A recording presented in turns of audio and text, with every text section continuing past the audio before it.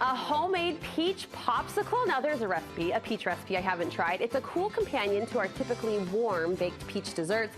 Heather Smith from Orson Gygi is helping to ring in peach season, and you know, one of my favorite seasons. This is all for you. Thank you. I'd like to think it was. I'm just gonna, in my mind, go with that. Yes. You've got some recipes that not only look amazing, I know they taste amazing, but they're unique. They're kind of, unique ways to use up the peach harvest. Well, I love a cobbler, I love a pie, a crisp, those are some of my favorite things, but when you have a surplus of a lot of peaches, like, you can only do it for so long. Right. And so a lot of these recipes are gonna be great for those overly ripe peaches that you're like, oh no, I've gotta use this. I don't have time to make jam. Right. What am I gonna do? You're gonna make a peach popsicle. How do you make those? So this is seriously one of the easiest. So you just slice your peaches and you take 4 peaches, slice them. I put a little bit of water in the blender just because when you get it clumped and then they don't fall down. So you put 4 peaches in your blender, 2 tablespoons of sugar. You can adjust that if you want, but I like my kids will eat it if it's a little bit sweeter. Sure. You can put agave or something like that, and then you take a half lemon and juice it in there. Then you blend that up and pour it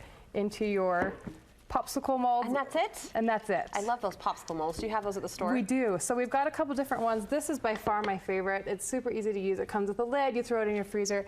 These ones are nice because they're stackable. So if you don't have a lot of freezer space, and you just have like one little shelf, and you can buy like 10 of these and then just stack them on top of each other, and then they're ready to go. So we've got a peach galette. We were debating what a galette actually is. Kind of a free-form pie, fair to say? Yes, and it's like the cheater version of a pie because this really bakes between 15 and 20 minutes, where normally a pie is like 45 minutes long, and you've got a little bit more work involved. This is super easy. Same thing, you slice your peaches.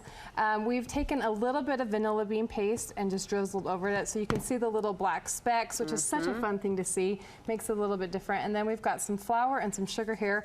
We're just going to drizzle it right over that. And that's your filling, basically, right? That's it. Yep. And so then you toss that together. Make sure that that flour will help thicken up those juices as it bakes, so it gives it a little bit more of a creamy texture. We're not even using a pie tin. We're just folding it up over on a baking sheet. Yes. And so one cheater version is you can go buy the puff pastry sheets in the grocery store, let it thaw, roll it out, or else I've included a recipe for the pie crust. The pie crust will give you a little bit thicker one. A little bit more movable, so if you're going somewhere, it might be a little bit better. But take this. Give us baking instructions on the cheaters So version. I've seen it 2 ways. Some people will delicately kind of layer it, make it a beautiful thing. I'm like, this is a free-form pie. Just dump it. Just dump it on. See why we love her? There it goes. So put it on there, and then the fun part is, then you just take the sides and you just kind of fold it up. And you don't have to, there's no rhyme or reason. We like your style, Heather. Just kind of fold it in there. And how long do we bake this puppy? You said 15 minutes? 15 minutes. And before that, you just brush it with some egg, because that's going to help give it a little bit more browning on it. Garrett, sneak this way for us, if you would, with the camera, sir. Look at that. Amazing. Sugar on the top? Sprinkled with a little bit of sanding sugar to give it a little crunch, because I like that texture in there. Okay, 30 seconds. Give us a peach salad. Okay, this is a favorite peach salad. I look forward to the salad every year. So take it. You've got your peaches. You want to do the mozzarella. Oh my gosh, fresh mozzarella. We joked that it calls for 8 ounces, but we definitely put like 11 to 12 because hello.